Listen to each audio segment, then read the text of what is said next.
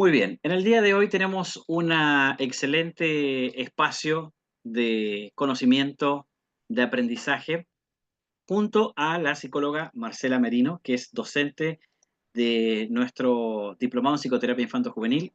Ella es psicóloga clínica y magíster en psicología analítica junguiana y candidata a analista junguiana. También trabaja en intervenciones con niños, adolescentes y adultos desde el año 2006 y se ha desempeñado como docente desde el 2012 en diversas universidades del país, dictando cursos, obviamente, relativos a la psicología del desarrollo. También cuenta con distintos posgrados como postítulo en psicoterapia sistémica para niños y adolescentes, diplomado en psicoplástica, diplomado en psicodiagnóstico laboral y, obviamente, es de esta casa de estudios, es parte de eh, nuestra institución, Marcela Merino, y ella nos va a hablar acerca de algo que muy pocas veces se ha abierto la posibilidad de que puedan hablar, es acerca de la psicoterapia junguiana. Y bueno, yo creo que esto es una instancia nueva con ella, que tenemos la posibilidad de poder tenerla aquí, así que Marcela, para ti, te digo muy buenas tardes y bueno, espero que puedas disfrutar este espacio. ¿Cómo estás? Hola, hola a todos y todas. Estoy súper contenta de esta invitación que me hiciste, justamente por lo que estabas diciendo recién, porque la psicoterapia junguiana no es tan popular, no es tan conocida, ha ido creciendo, sí, los últimos años acá en Chile su difusión y hay varios como programas en torno a eso, pero todavía sigue siendo como bien poquito, ¿no? En comparación a lo otro. Bueno, Y siempre, perdón, ¿sí? sí, sí. No, es que yo te veo de repente en las redes sociales y algo que uno puede destacar de un profesional o de un ser humano es que más allá del conocimiento hay algo que es el sentimiento por un tema y puedo notarlo, que eso es lo que tú tienes, lo dicen los alumnos que han pasado por tus clases y estoy muy contento de que puedas justamente desarrollar esta instancia formativa para todos los que están hoy día presentes aquí. Sí, sí, bueno, algo que siempre digo al partir, ¿no? Cuando hago el curso en el diplomado, y es lo mismo que voy a decir acá, es que espero poder transmitir, ¿no? Como de en qué consiste lo junguiano, la mirada junguiana, es un tema que a mí me encanta y que se me nota demasiado que me encanta, pero justamente eso a veces se transmite y más que nada como la idea es poder instalar la curiosidad, ¿no? Por querer aprender un poco más, conocer un poco más. Estas instancias la aprovechamos así, ¿no? Como mostramos algo chiquitito, así muy puntual, pero que ojalá eso genere las ganas por seguir aprendiendo y conociendo más de esto, sobre todo de lo junguiano, que a lo mejor no es tan popular, pero que es tan bonito cuando uno se acerca y empieza a conocerlo. ¿Mm? Exactamente, como dices tú. Bueno, los quiero invitar a todos los oyentes que están acá que puedan, en lo posible, tener su camarita encendida para que Marcela pueda también verlos a ustedes. Esto es como una parte del Los ojos. respeto digital, ¿no es cierto?, de poder vernos y no sentir que uno está hablando solo. Yo sé que a esta hora uno puede estar en la casa, en la cocina, qué sé yo, trabajando, en la oficina, como estoy yo acá, pero la idea es que puedan tener ahí a Marcela, que Marcela también los pueda ver a ustedes. Vamos a dejar un espacio de que podamos hacer preguntas al final para no interrumpirte, Marcela. Por lo general siempre lo hacemos así. Eh, y así ustedes pueden tener la oportunidad de poder hablar con Marcela al cierre o ir escribiendo y después yo voy a ir leyendo al final y hacer una compaginación de las preguntas que haga eventualmente el público. Así que desde ya te dejo, entonces te cedo la palabra. Podemos hacer esto en una hora, así que tienes ahí toda la posibilidad de poder compartir tu pantallita y te dejo ya entonces con la audiencia. Bueno. Perfecto, muchas gracias. Muy bien. Bueno, justamente como ahora antes de empezar y empezar a compartir pantalla, quería como transmitirle mi agradecimiento y qué rico que estén acá queriendo como conocer de estos temas, conocer algo nuevo, quizás distinto. A lo mejor muchos de ustedes han escuchado de la terapia junguiana o de la mirada junguiana, pero más allá quizás de tener algún conocimiento de algunos conceptos, ¿no? Como a lo mejor son los arquetipos o el inconsciente colectivo, pero tampoco a lo mejor hay tanta claridad de qué se trata esto, ¿no? Entonces, hoy día traté de pensar, ¿no? ¿Qué transmitirles de tanto de la teoría? La teoría es enorme, hay muchos temas y muchos, por supuesto, para mí muy interesantes, ¿no? Pero quise tratar de elegir algo bien específico, ¿no? Para que desde ahí se pueda motivar el interés por conocer más. Entonces, hoy día la ponencia se llama El símbolo en psicoterapia junguiana infanto-juvenil, ¿no? Pensando también en que lo que yo dicto también en el diplomado tiene que ver con la psicoterapia infanto-juvenil. Y entonces, en eso nos vamos a quedar más detenidos, en el tema del símbolo. ¿Qué es un símbolo desde la psicoterapia junguiana? Y cómo se utiliza o cómo se aprovecha el símbolo en las intervenciones, específicamente con niños y adolescentes. Bueno, y específicamente con niños, porque al final les pongo un caso, ¿no? de un niño. Entonces, vamos a ver una primera parte que es un poco más teórica, más técnica, y después vamos a ver esos conceptos como aterrizados a un caso, ¿sí? Así que bueno, voy a compartir la pantalla ahora y me parece que se ve bien, ¿sí? Se ve muy bien.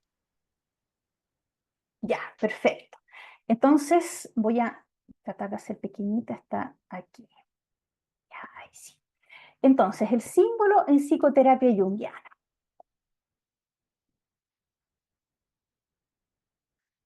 Para eso, ¿no es cierto? Primero vamos a hablar de la mirada junguiana, ¿no? Entonces, Carl Gustav Jung, psiquiatra suizo, desarrolló la teoría que llamamos ahora junguiana un poquito después de Freud y el desarrollo de su teoría psicoanalítica. De hecho, fue discípulo de Freud por unos años hasta que algunos quiebres en términos de cómo concebían a la psique humana hizo que finalmente cada uno tomara su rumbo. Y Jung toma varios aspectos del psicoanálisis, pero es como si le agregara más cosas, dicho en simple, ¿ya? Entonces, ¿qué es lo particular que vamos a ver hoy día? Porque obviamente la mirada de la psique o de la mente desde Jung es bien complejo y no vamos a detenernos en ver todo eso ahora, sino que más bien quería mostrarles esto, ¿no? Jung nos habla de que en la psique hay una conciencia, ¿sí? Que es la parte como que está más arriba o más superficial de nuestra mente, y eso es algo que se comparte, como ustedes saben, ¿no? Y ven con la teoría freudiana psicoanalítica más clásica, ¿no? Y además, Jung dice, efectivamente tenemos otra parte que es el inconsciente personal, ¿sí? Entonces ya con esto tendríamos dos capas en nuestra psique, ¿no? Tenemos una conciencia y luego tenemos un inconsciente personal. Y hasta ahí todo igualito que el psicoanálisis. Pero ¿qué es lo que pasa después? Después Jung dice, bueno, en realidad yo creo, además, por sus estudios y el trabajo con pacientes psiquiátricos, que además de este inconsciente personal, él agrega otra capa de profundidad que sería el inconsciente que él llamó colectivo, ¿sí? Entonces está hablando de que no solo tenemos un nivel individual en nuestro inconsciente, sino que además hay otro que es mucho más profundo. Y justamente este concepto de inconsciente colectivo es uno de los aspectos que hizo que finalmente, uno, porque hubo otros, pero uno de los elementos de la teoría de Jung o de los postulados de Jung que hizo que se distanciaran con Freud. Ahora, ¿de qué estamos hablando muy a grandes rasgos con cada uno de estas partes, de estas instancias psíquicas? La conciencia básicamente es todo aquello que podemos ver y todo aquello sobre lo que podemos dar cuenta. O sea, lo que yo veo, cómo yo considero que soy, cómo yo me presento, ¿no? Cuando voy a un lugar, lo que yo puedo ver, cómo yo calculo el tiempo, los días de la semana, cómo me oriento, cómo planifico. O sea, todo lo que tengo en mi conciencia y puedo ver, ¿no? Y sobre lo que puedo dar cuenta, está en la conciencia, tal cual. Y luego, en esta capa del inconsciente personal estarían aquellos aspectos psíquicos que no podemos ver y que tienen relación con nuestra vida personal, ¿sí? Entonces, esto Freud lo desarrolló mucho, ¿no es cierto? De cómo hay muchos elementos en nuestra vida que no alcanzan la conciencia, no se alcanzan a desarrollar y quedan ahí para Freud como rechazados, ¿no es cierto? Como que para él hay muchos mecanismos de defensa que protegen, ¿no es cierto?, a la psique para que estos elementos del inconsciente no pasen a la conciencia, ¿sí? Para Jung, el inconsciente personal no solamente tiene aspectos como rechazados por la conciencia. Jung nos dice de que también aquí en el inconsciente personal hay todas aquellas cosas que no pudimos desarrollar de nuestra personalidad porque no se dio un contexto suficiente para ello, y no necesariamente porque está rechazado o porque se considera algo malo, sino que simplemente cosas que quedaron como sin desarrollarse plenamente en nosotros, ¿no? Y luego, lo más a veces difícil, ¿no?, de comprender, de explicar, el inconsciente colectivo. El inconsciente colectivo es todo aquello que no podemos ver, tal cual como el inconsciente personal, pero que tiene relación con nuestra especie, ¿no? Y ahí se pone como más difícil. ¿Cómo puedo tener yo en mi psique aspectos que tienen que ver con la especie, ¿no? Y claro, un poco la idea a la base de esto es que nuestra psique ha evolucionado con nuestra especie, ¿no? Entonces, en la medida que nosotros también vamos evolucionando como especie, nuestra psique también va evolucionando. Em, y con los ejemplos que les voy a ir dando más adelante, quizás va a ser un poquito más fácil ir aterrizando este concepto, ¿ya? La idea acá del inconsciente colectivo es entender que todos los seres humanos compartimos aspectos en común solo por ser de la misma especie, ¿sí? Entonces tenemos cosas en nuestra psique que no tienen los perritos, no tienen las aves, no tienen otros animales, ¿ya? Y de alguna manera son aspectos distintivos de nuestra especie. Y eso es tan profundo, ¿no?, que está muy inconsciente, ¿sí? Pero como es compartido, se le puso inconsciente colectivo, ¿sí? En el avanzar, espero esto se vaya entendiendo un poco más, ¿ya? Entonces, retrocedí sin querer. Me fui para el otro lado. Ya. Entonces, ¿cómo vamos a comprender ahora el tema del símbolo, que es en lo que yo me voy a centrar también hoy día? Desde la mirada junguiana se entiende que la psique es generadora de símbolos, genera símbolos todo el tiempo, ¿ya? Ahora, ¿qué es un símbolo? ¿En qué consiste? ¿De qué se trata? Un símbolo es una representación, ¿no es cierto?, de algo que tiene elementos de nuestra conciencia, de nuestro inconsciente personal y de nuestro inconsciente colectivo, ¿sí? Entonces, por ejemplo, vamos a pensar acá en un árbol, ¿ya? El árbol como tal, ¿no es cierto?, tiene, voy a sacar, el árbol, cuando vemos un árbol, los seres humanos no vemos solo un árbol, ¿ya? Porque los seres humanos lo que hacemos de inmediato es cargar el árbol de significado, ¿sí? Distinto de lo que pasa con los animales, ¿no? Los animales ven un árbol y se relacionan con el árbol como árbol y ya está, ¿no?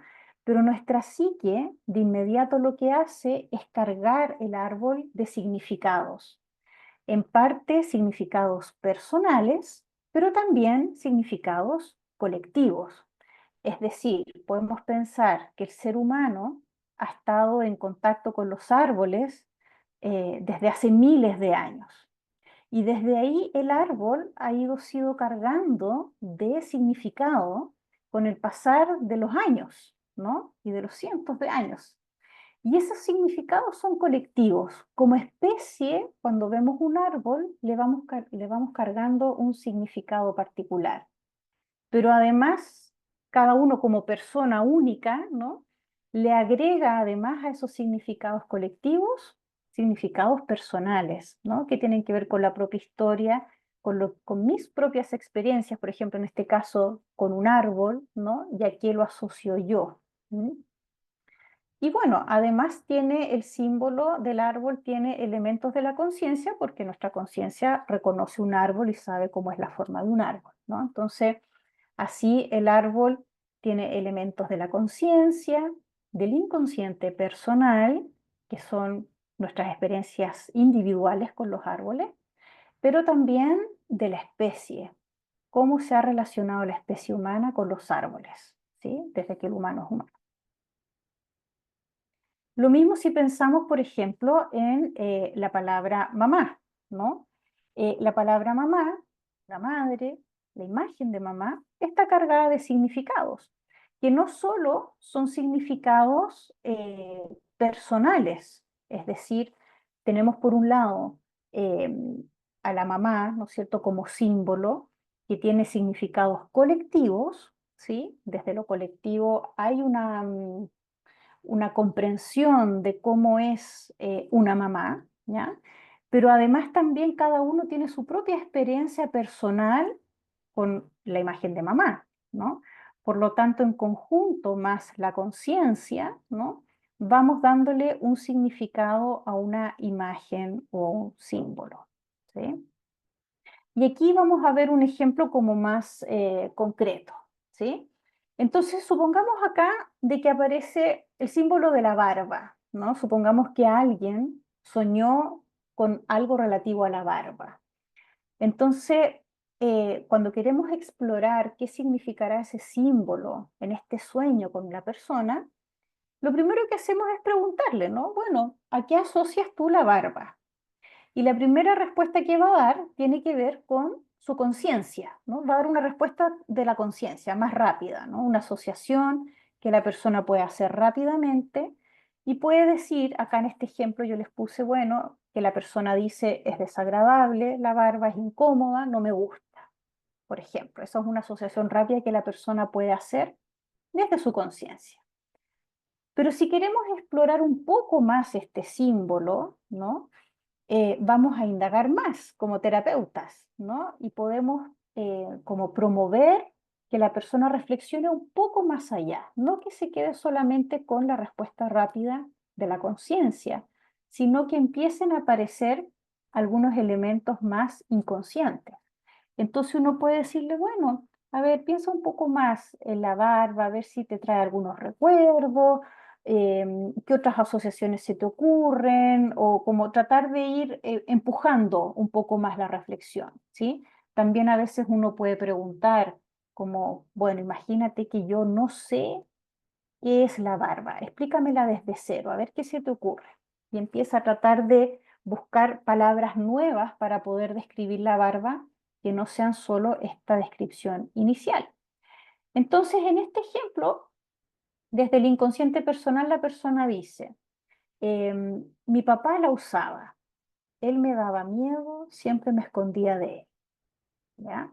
Entonces, de pronto, en una indagación un poquitito más profunda, la persona puede hacer conciencia de cómo la barba también la asocia a su padre, ¿no? Quizás algo de lo que no había pensado antes o no lo había linkeado una vez que tuvo el sueño con la barba. Pero entonces ahora aparece la imagen del papá, ¿no? Y luego, si nos vamos como a la representación más colectiva, ¿no?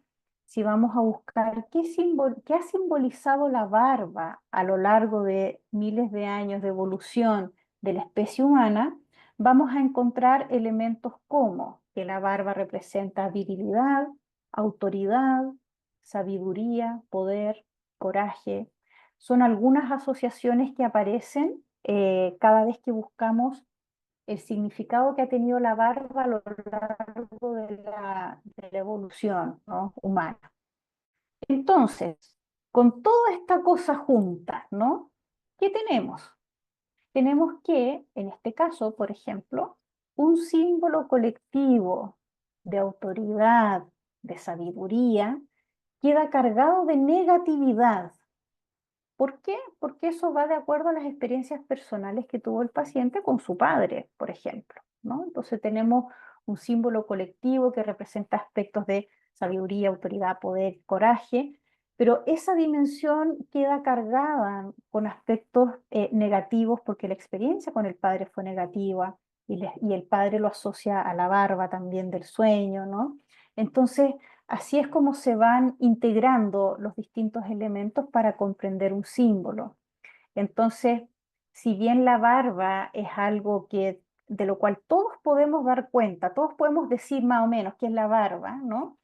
En realidad la barba también es un símbolo y para cada uno de nosotros va a simbolizar cosas un poquito distintas, ¿no? Porque cada uno va a tener experiencias diferentes con eso, ¿sí?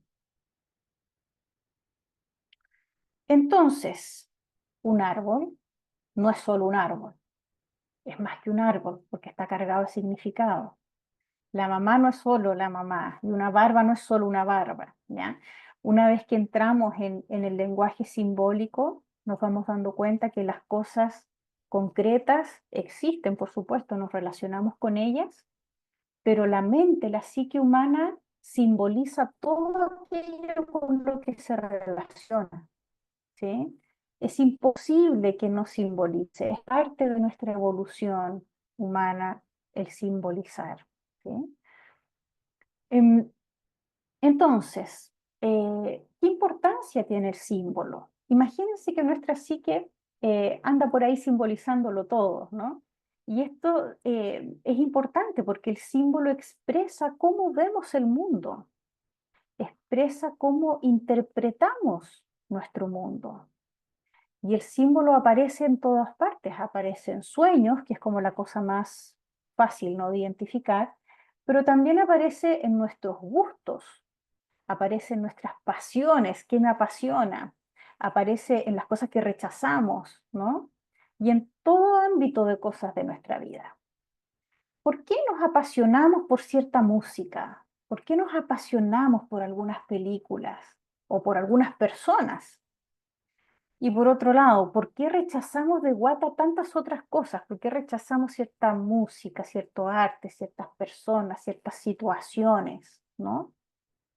Este apasionamiento por algo o rechazo por algo tiene que ver con que en esas cosas por las cuales nos apasionamos se están representando aspectos personales de gran carga emocional, ¿sí?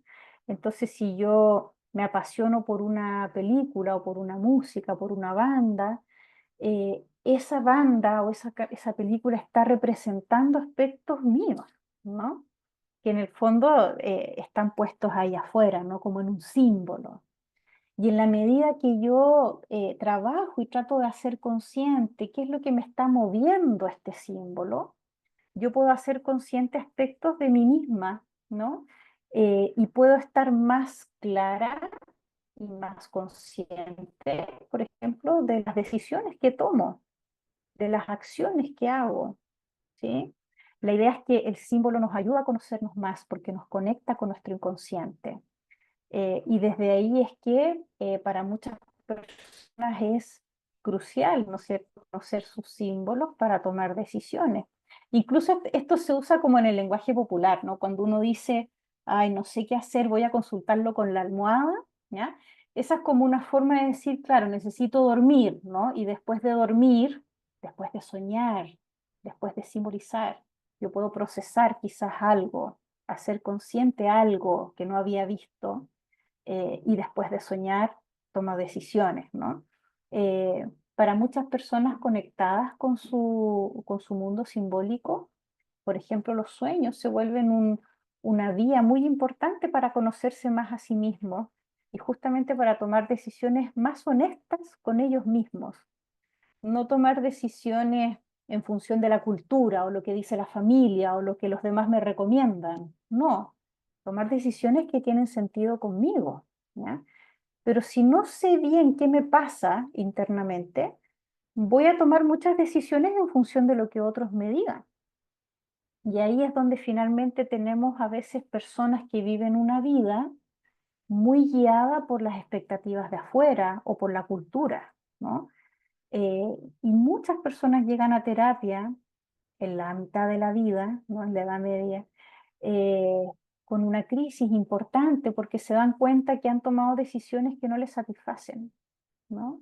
Y se sienten vacíos, se sienten con poco sentido, con poco propósito, me decía hoy día una paciente, ¿no? Siento que no tengo un propósito y ya a esta edad debería haber hecho tantas cosas y siento que no he hecho nada. Esa es una típica, como un típico sufrimiento que nos da alguien que ha vivido una vida quizás muy desconectada, ¿no? De su propia psique, de sí misma, de sus emociones. Y la idea acá es que una vida más conectada con nuestros símbolos eh, nos va a dar más conocimiento, más autoconocimiento. ¿Mm? Entonces, acá yo les pongo un concepto que se llama la actitud simbólica, ¿ya? Que es un concepto que se utiliza como en una disposición que los terapeutas que trabajan desde la mirada junguiana debiesen tener, ¿no? La actitud simbólica significa tener una conciencia, ¿no? Que tiene una actitud de disponibilidad para ver en los símbolos, ¿sí? En el fondo es una conciencia que sabe que las cosas que se viven en el día a día no son solo anécdotas, que los sueños no son solo sueños, que los síntomas que presenta una persona, los dolores en su cuerpo o los síntomas mentales, no son solo síntomas, sino que simbolizan algo más que le está pasando a la persona. Y si nos detenemos en ello, podemos agregar una capa más de conocimiento de la persona sobre sí misma, ¿sí? Pero ver en los símbolos requiere de una actitud, ¿no? Una actitud para ir a investigar, ir a mirar, ir a conversar más sobre cosas que de repente para la gente es como cotidiana y no le da mucho asunto, ¿no? Pero si nos detenemos en eso, vamos a encontrar ahí algo más. ¿M? Em, Solo para dar un ejemplo de esto pequeño, ¿no? Me acuerdo de una paciente que en la sesión, esta era una paciente adulta, sí, pero para ilustrar esta idea, empezamos la sesión y me dice, como contándome, poniéndome al día de su semana, me dice, pucha, sabes que estoy con licencia porque me hice una herida en el pie, entonces ahora no puedo caminar, así que estaba en la casa, pero bueno, y me empieza a contar otras cosas, ¿no? Y a mí me llamó la atención ese dato de que estaba con una lesión en su pie. Entonces le dije, a ver, retrocedamos un poco. Cuéntame qué pasó con tu pie, ¿ya? Entonces me empieza a contar con más detalle la historia, ¿ya? Y me empieza a contar de que le había salido una ampolla en el pie y que con el pasar de los días ella no se la cuidó y siguió yendo a trabajar en un trabajo en donde ella está mucho de pie, camina mucho, y siguió y siguió y siguió hasta que de pronto no pudo caminar más, terminó en la urgencia, se le infectó, licencia. ¿Ya? Ese fue como un resumen de la historia. Entonces nos quedamos conversando un poco más de eso, ¿ya? Porque podemos quedarnos en que esa situación es muy concreta, ¿no? Le salió una ampolla, se le infectó, licencia, listo. Pero si yo tengo una disposición para ver en los símbolos, puedo tratar de ver que eso significa otras cosas más, además de lo concreto por supuesto existe, pero podemos tratar de entender eso como un símbolo de cómo ella se relaciona consigo misma, por ejemplo, ¿no? Y entonces en el avanzar de la conversación, ella va asociando, ¿no es cierto?, cómo esto que pasó con su ampolla también simboliza cómo ella se relaciona con su propio dolor, ¿no? Porque aquí le pasó algo con la ampolla, el dolor del pie, que al no cuidárselo terminó en urgencias y con licencia. Una ampolla que era algo como relativamente pequeño, ¿no? Pero se agrava, se agrava, se agrava hasta que termina con licencia. Entonces, ¿cómo eso se traslada al mundo interno? ¿Cómo ella se relaciona con su dolor emocional? ¿Le presta atención a su dolor emocional o lo aguanta, lo aguanta, lo aguanta hasta que al final explota, ¿no? Entonces, ahí es donde vemos como un acontecimiento, una situación, como les pongo ahí, muy concreta, muy real, es una situación concreta y real, pero que además, si tenemos una actitud simbólica, podemos ir a mirar en ello con más profundidad, ¿no?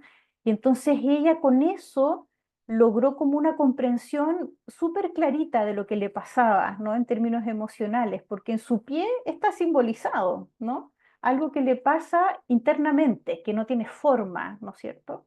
pero el símbolo de lo que le pasó con el pie le ayuda a entenderlo mejor, ¿sí?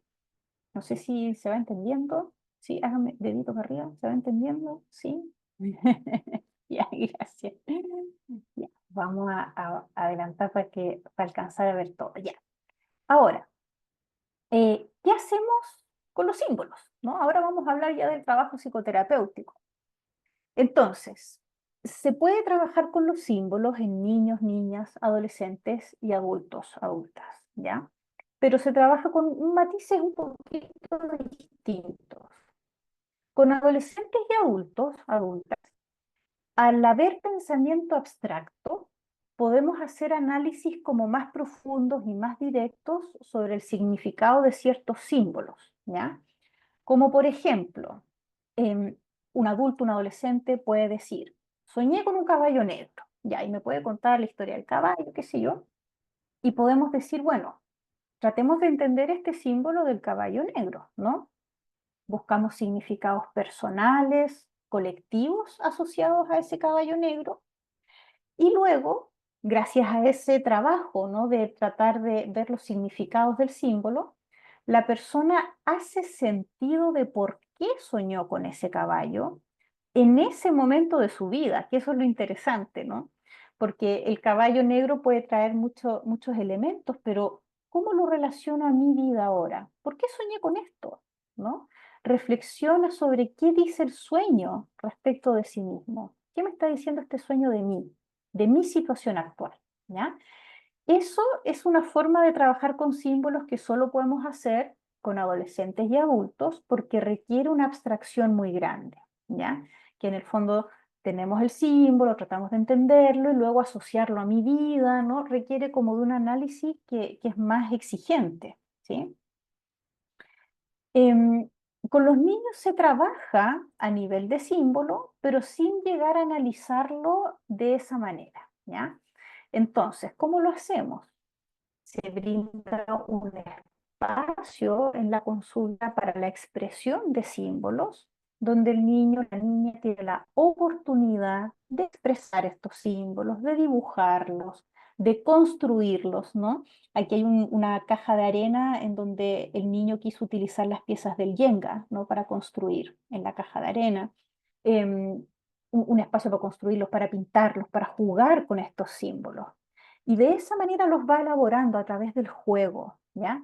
Pero nunca pasamos por la pregunta de, bueno, ¿y esto que construiste acá en la caja de arena, qué dice de ti? ¿No? Como ese salto de salirse del símbolo y llevarlo a sí mismo, eso no lo hacemos, ¿sí? Solo nos quedamos en la parte de expresión y elaboración a nivel de símbolo, ¿sí? Y como terapeutas, somos testigos y contenedores de esa experiencia, ¿no? Porque a veces también en estos juegos aparecen experiencias muy intensas. Y bueno, quise traerles acá un ejemplo de un caso, un niño de 8 años, para ver si eso también va ayudando a aterrizar un poco todo esto, ¿ya? Em, entonces, este es un niño de 8 años y el motivo de consulta de este niño era sentir mucho sufrimiento, mucho dolor por sentirse solo, ¿ya? En particular a nivel social en el colegio.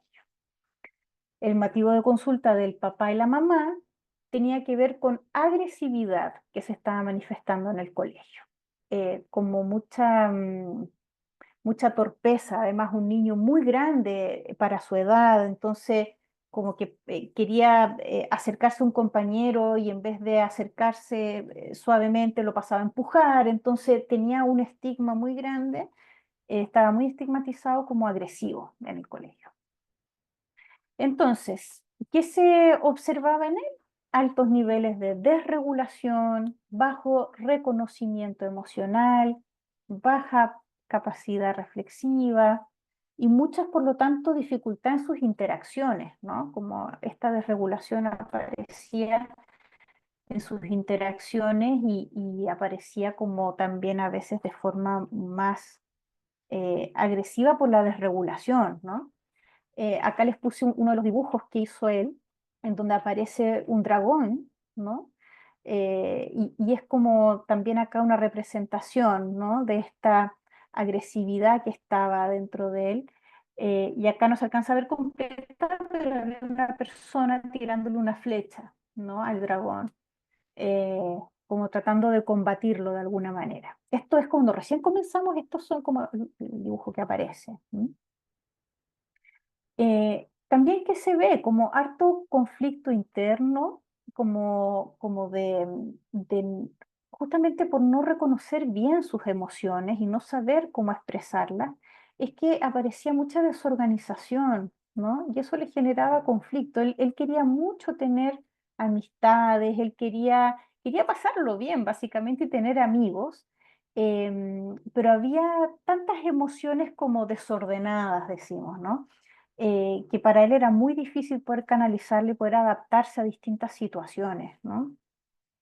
Y por supuesto también en este conflicto interno aparecía mucha como autodevaluación, ¿no? Como de encontrarse tonto, de encontrarse pesado, de encontrarse con puras calificaciones negativas, ¿sí?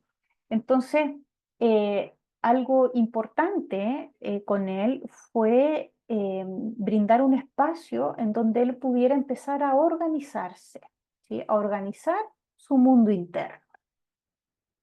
Entonces, eh, una actividad, por ejemplo, de organización interna apoyada por la simbolización es algo súper simple como esto, ¿no? Llegaba sesión, empezamos a ver los días de la semana, sábado, domingo, lunes, martes, y revisamos las cartas de las emociones, bien populares entre los terapeutas, y entonces que él pudiera ir eligiendo una carta emocional para cada día de la semana que pasó, ¿no? Como relacionado al día sábado, sintió asco, sintió soledad el domingo, el lunes descontrol, el martes rechazo. Esas son las emociones que él elige, ¿no? Y esto en sí mismo, solo esta actividad ya es muy organizadora, ¿no? Porque en el fondo estamos apoyando a que el niño pueda poner palabras a estados internos que están habitualmente muy desorganizados y sobre los cuales él no reflexiona mucho, ¿ya? Además, una familia que eran 6 hermanos, entonces había muy poca posibilidad de los adultos de poder acompañar a cada niño cada vez que pasaba algo, ¿no? Entonces, para este chico le pasaba mucho que tenía experiencias súper intensas, pero no las entendía bien, no entendía las emociones que estaba teniendo. ¿M? Ahora, apoyado por la simbolización, porque además de esto, ¿no? Hay una emoción asociada a un día y entonces que pueda realizar una representación, en este caso con arcilla. ¿Sí? Entonces, días de la semana, asociar emoción y realizar una representación con una escultura. Y con eso estamos promoviendo que la psique de este niño pueda simbolizar para cada día, pueda simbolizar su experiencia, pueda simbolizar sus emociones y con eso él las empieza a procesar, a elaborar.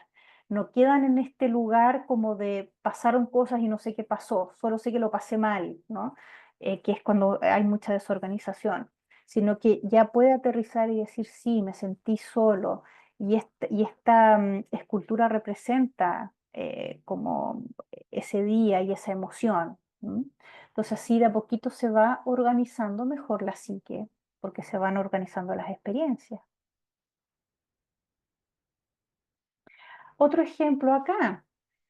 Un día trabajamos con la emoción de la alegría, ¿ya? Y él quiso dibujar. Y su representación de la alegría o cómo simbolizó la alegría fue con este dibujo. Y yo le digo, cuéntame de tu dibujo. Y me dice, son unas personas que sujetan una pancarta de una máscara alegre.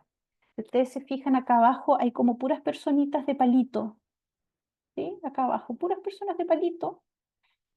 Y son estas personas de palito muy pequeñas que casi no se ven, que están sujetando con todas sus fuerzas esta pancarta de una máscara, ¿sí?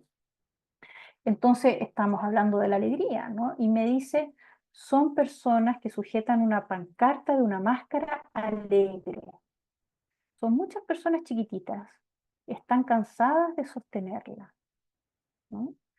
Entonces acá está simbolizando este paciente cómo él experimenta la alegría, básicamente como una máscara, que es muy agotadora de sostener, mucho cansancio, ¿no? Y de nuevo, la máscara es un símbolo también colectivo, ¿no? Las máscaras han existido desde que el humano es humano y representan distintos roles, ¿no? En los que uno se posiciona. Entonces, como también para él el estar alegre es como un rol, ¿no? Es como si no sintiera la emoción honestamente, sino que él se pone la máscara de felicidad y eso le está cansando mucho, ¿sí? Y eso podemos comprenderlo gracias a que puede simbolizar la alegría en un dibujo. Con él también hubo harta elaboración simbólica a través de los mandalas. Él se entusiasmó mucho con los mandalas y este es el dibujo del primer mandala que hizo.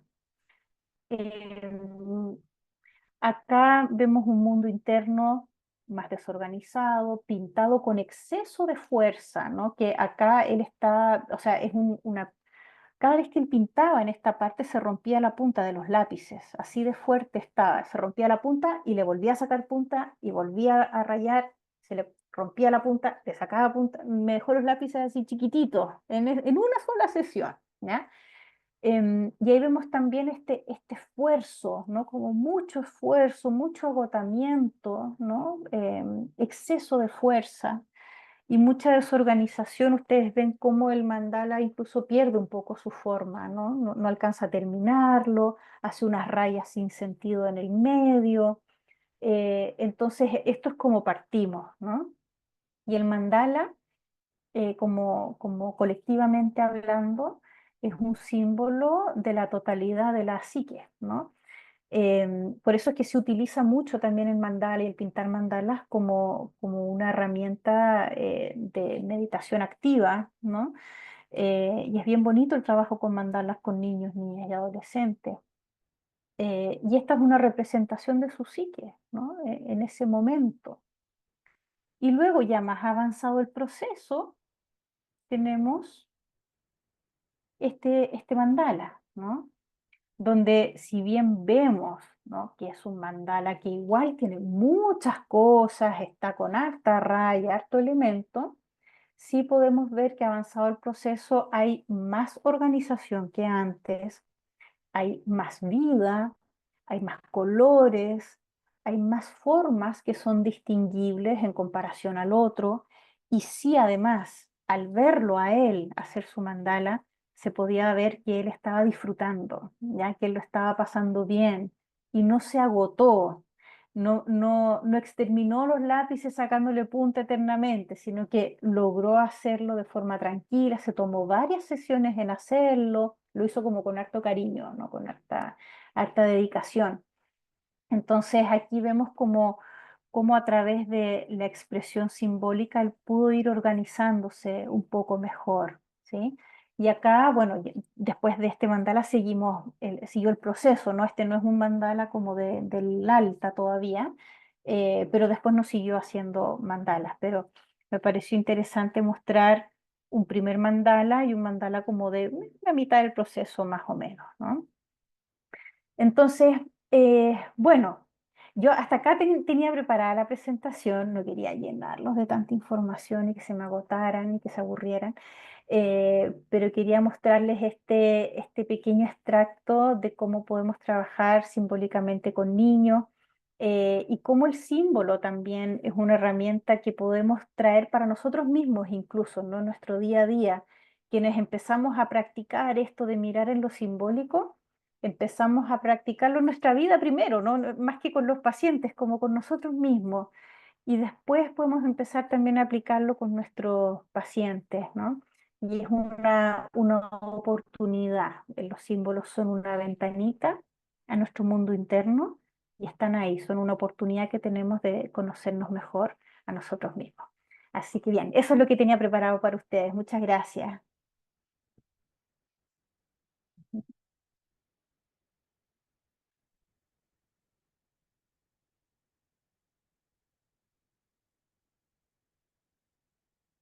Bien, parece que perdimos a Adrián, ¿no? Ay, se entendió, qué bueno, estaba nerviosa que no se entendiera mucho. Ay, qué bueno, quedó claro. Ya, gracias. Gracias a quienes están compartiendo ahí. Em, y bueno, como les decía antes, esto como de la mirada junguiana es una teoría completa, es muy compleja, tiene muchas aristas. Y esto es algo súper chiquitito, ¿no? Pequeñito en torno a lo junguiano, pero que es es muy central, ¿no? Es muy importante. Así que eso, que les genere interés. Con eso yo me quedo muy feliz. Se sembró ahí la semillita. Estamos viendo justamente eso. Bueno, hay mucho agradecimiento ahí, Marcela. Veo aquí, excelente, muchas gracias. Muy claro todo. Excelente. Y obviamente también aquí algunos que solicitan, o aquí Stephanie dice, ¿hay algún libro de Jung sobre símbolos de los dibujos en niños? Pregunta ahí que le puedas recomendar bibliografía. Sí, bueno, a ver, sobre niños Jung no escribió tanto directamente, son más los post-jungianos que fueron escribiendo sobre el desarrollo. Pero yo voy a ser un poco Barça, porque voy a poner mi Instagram acá en el chat, porque también en mi Instagram yo comparto mucho sobre lo junguiano, comparto bibliografía y temas relacionados con eso. Así que Barsamente ahí va mi Instagram para que puedan seguir Bueno, y el también me Instagram pueden escribir por ahí si justamente, sí, ahí lo puse es en el chat. arroba Eh, ps-marcela-merino-vázquez. ¿Ah? Para las personas que después van a Eso, ver esto entonces grabado, también puedan tener ahí. por ahí me pueden mandar directamente consultas de bibliografía, yo les puedo mandar algo como más específico por ahí también sin problema, ¿ya? Excelente, Marcela. Bueno, primeramente, muchísimas gracias por esta sesión de hoy. Creo que hemos logrado la motivación también, así que gracias por compartir con lo que tú sabes con todas las personas que están aquí conectadas. No, encantada, un placer, muchas gracias por la invitación. Bueno, muy bien. Muchísimas gracias, Marcela. Vamos a